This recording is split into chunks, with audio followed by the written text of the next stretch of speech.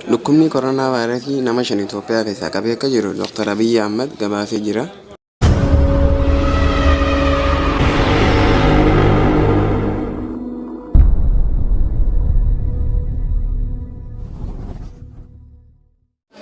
Warroottan chaanala kanaaf haaraa taatan subscribe naaf godhuudhaan natti makamaan isiniin jaa na hordofaa. Ayyee kabajamtootaa fi hordoftoota chaanalii Dhugaastuu marti keessanuu nagaa qabdanii isiniin jechaa jira. Har'a kaniin qabadee dhiyaadhe waa'ee dhukkuba koronaa vaayirasiiti. Koronaa vaayirasii Itoophiyaa seenee jira. Erga seenee xiqqisho bubbulee jira.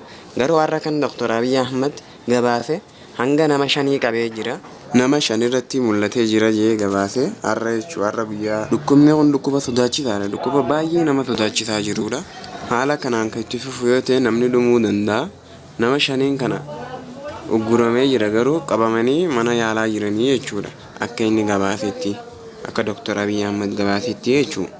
Keessaafuu dhukkubni kun gama baadiyyaa yookiin gama gabarootaatti yoonii fi dabre mana yaalaa hedduu waan hin qabneef dhukkubni kun namarraa gara namaatti daddabraa deema.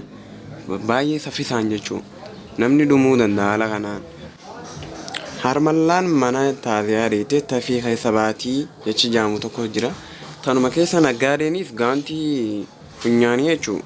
Maallaqa wayyeeffattee gatii guttaadhaan gurguraa jechuudha Itoophiyaa keessatti.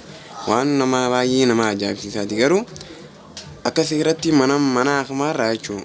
Xeenaa xaabiyaarraa bilaash kan namuufii qaba ture sila. Akkana waan godhuun danda'amu naggaadonniif warri biyya keessa jirtaniis warri biyya alaatiif of sirreessaan isiniin jaa nagaatti. Hanga qophii biraatti walitti deebinutti nagaatti turaan isiniin jaa nagaatti na wajjin turaa qophii biraallee na wajjin hordofaan isiniin jaa isiniin jaaladhaa. Ciao.